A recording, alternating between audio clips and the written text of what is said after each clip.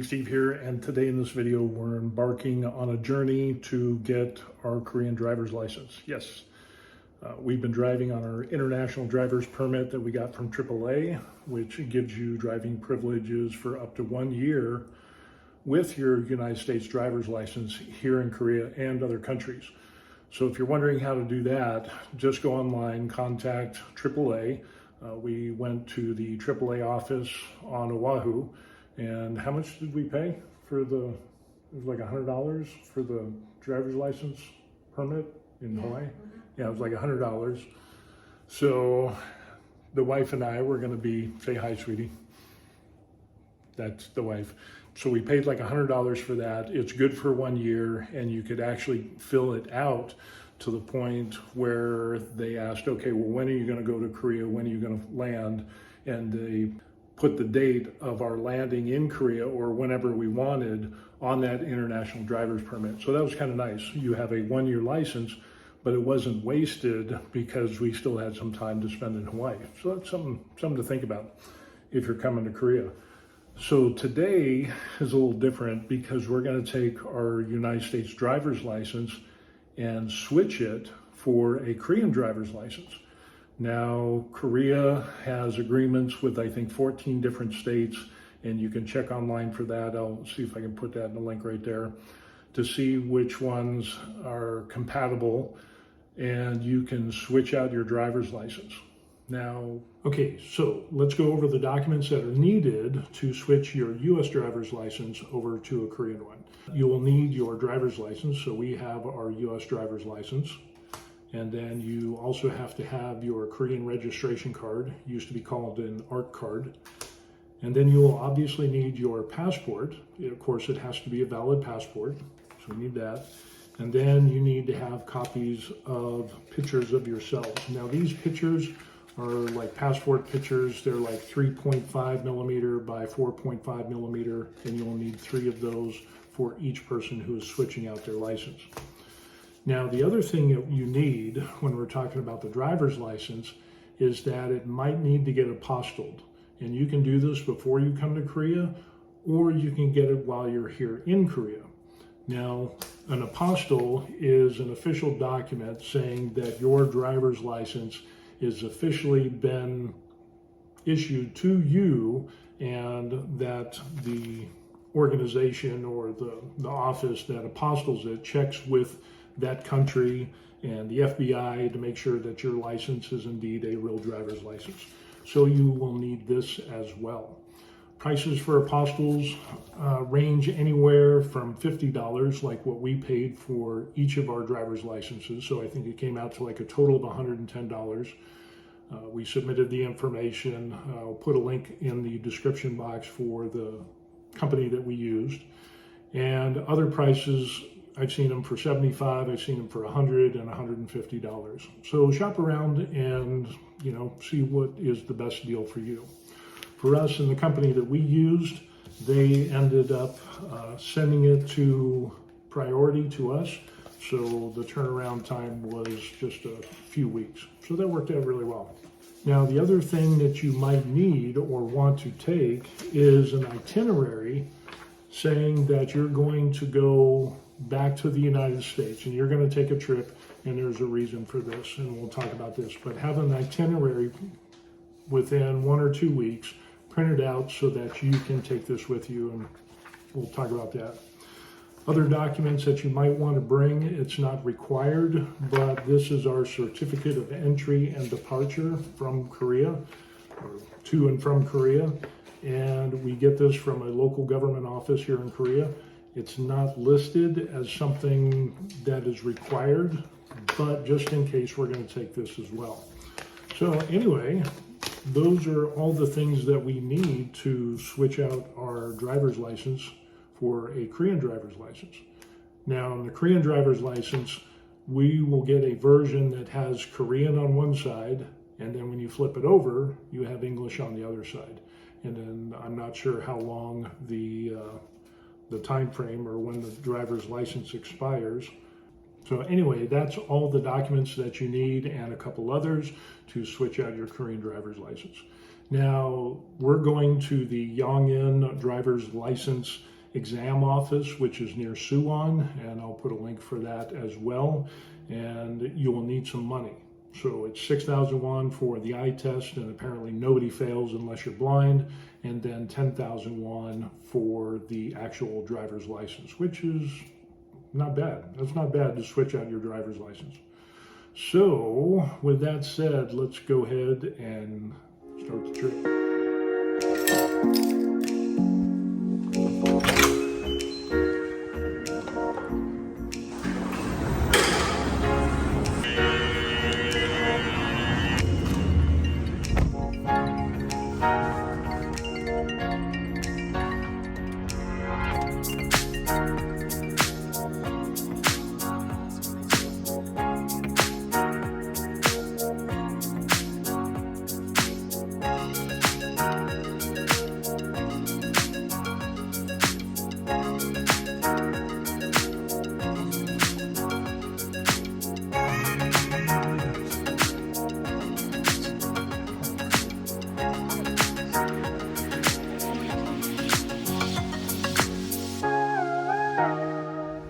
Alrighty, we made it. Waz got us lost, real lost, into a rice field. So, yeah, don't use Waz. Waz isn't a good idea. So, anyway, on to switching out our driver's license. This is the building. Gotta find it on Naver, that's for sure.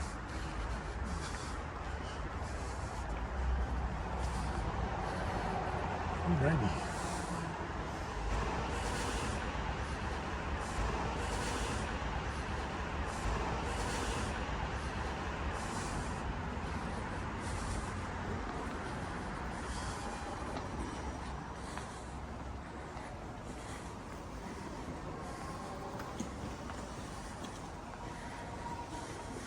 You gotta find what we need to do.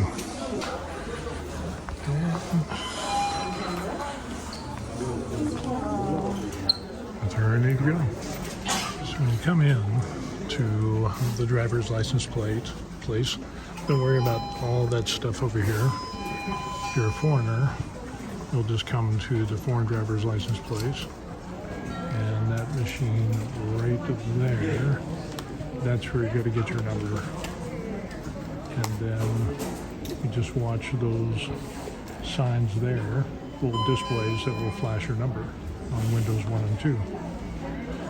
So once you submit your paperwork, do whatever you need to do, then you sit down and wait.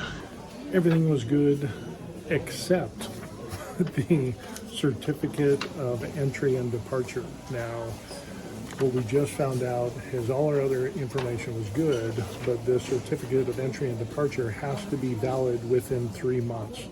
So that means we have to go to another city office and get 2 more of these. So that's where we're going next.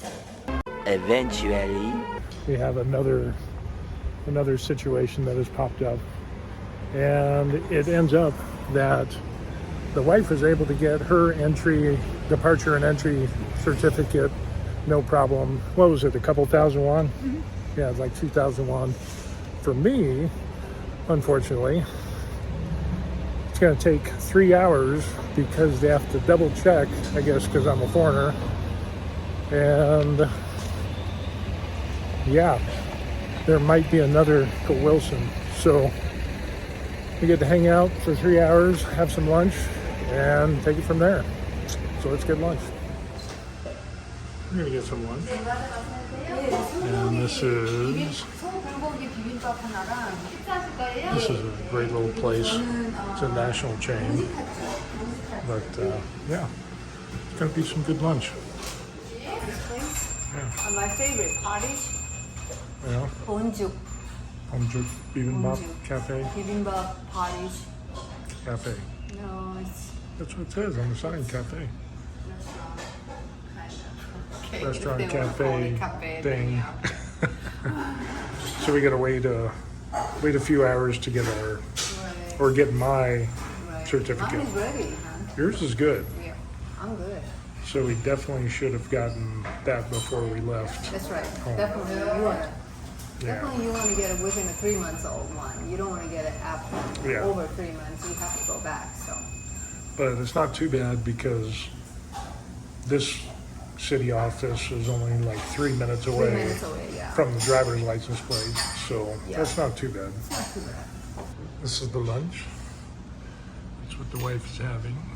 It smells good. And Red bean pottage. a bit of rice, bibimbap action. This is gonna be good. Oh, it's good. Finished lunch in 15 minutes, and we got a message on my phone saying that my paperwork was ready. So it went from 3 hours to 15 minutes, so That'll work. that'll work. Let's go get it. Take the physical test.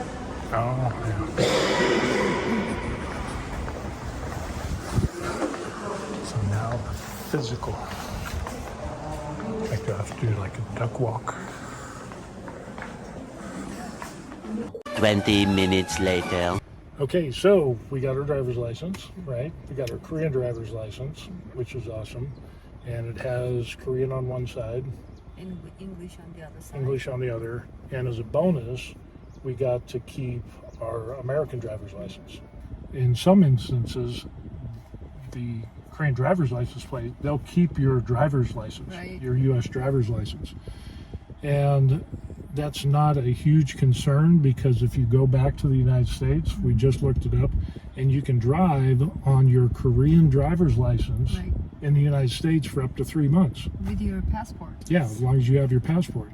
So you can rent cars and do all that stuff. So if you're worried about your U.S. driver's license being handed over and you can't get it back and you're trying to go back to the United States for a vacation or something, you don't have to worry about that. Right, right.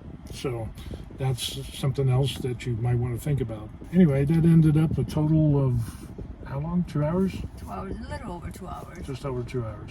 And then it took us about 45 minutes to drive here. Right, Well, a little bit longer because WAS was wrong. right. Took us to a rice field. Never used WAS for long distance driving. Always use Naver. But In case that when you guys have decided to go back to United States for permanently, you guys have to make sure you come and get your U.S. driver's license back. Oh. Absolutely. yeah, that's true. So, because like our driver's license is good for how long was it? U.S. driver's? About a couple more years. We had a few more years, and then let's say we're in Korea, we retired, and then we changed our mind and we're going to go back to the United States.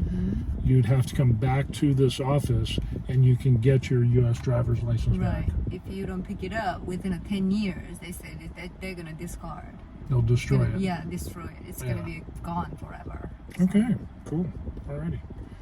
Well, we're gonna make the trip back home, but we got our driver's license, so we'll do a little summary once we get back, and yeah, another hurdle overcome. That's right. Good. Okay, here's the summary of our day. We had a little adventure where we went to Yongin, which was about 45 minutes to an hour away, depending on traffic and so on and so forth, whenever you go, to exchange our U.S. driver's license for a Korean driver's license. You fill out some forms, as you saw in the video. I didn't want to do the forms because it has our personal information, but they highlight everything that you need to fill out, so that makes it easy. And then, of course, you have to have all your documentation, including that certificate of departure or entry and departure. It has to be within 90 days. Otherwise, you have to go to that other government office and get another copy. And we saw how that all worked out. But then we went back. We took the eye test, which was really, you just stand about 12 feet away from a wall. There's a chart, and it has numbers and letters, and they point, and you read them off. And that it was the easiest eye test I've ever had in my life.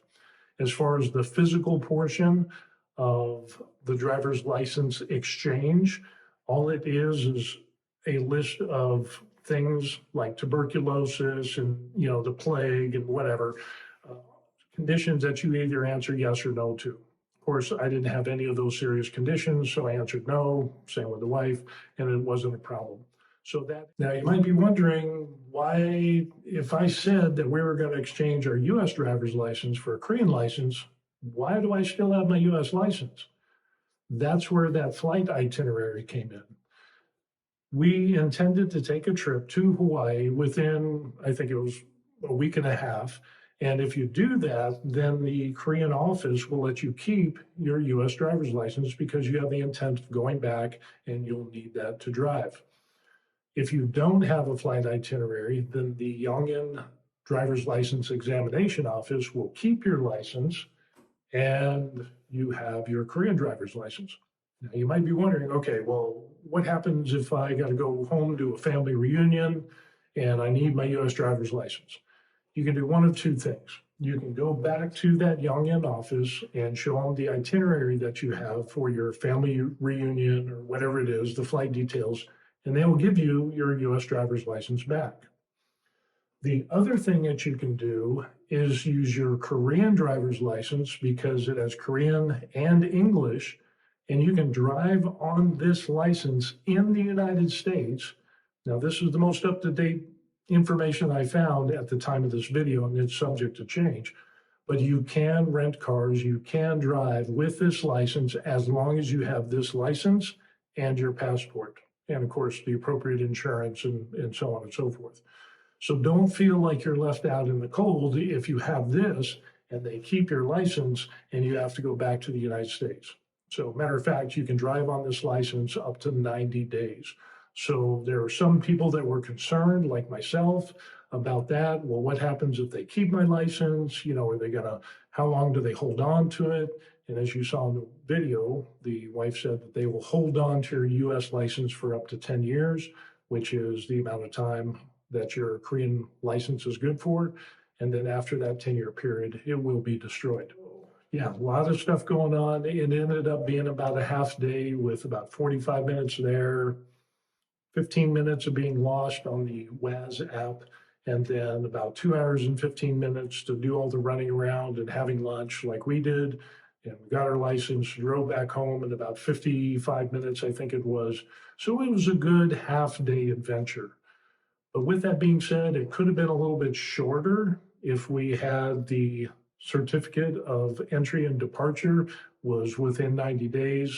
We would have saved some time, but then we would have missed out on a really great lunch. Is to let us know what you think of this driver's license exchange process and how does it compare to getting a driver's license in the United States.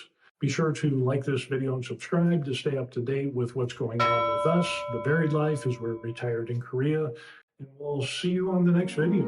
Peace.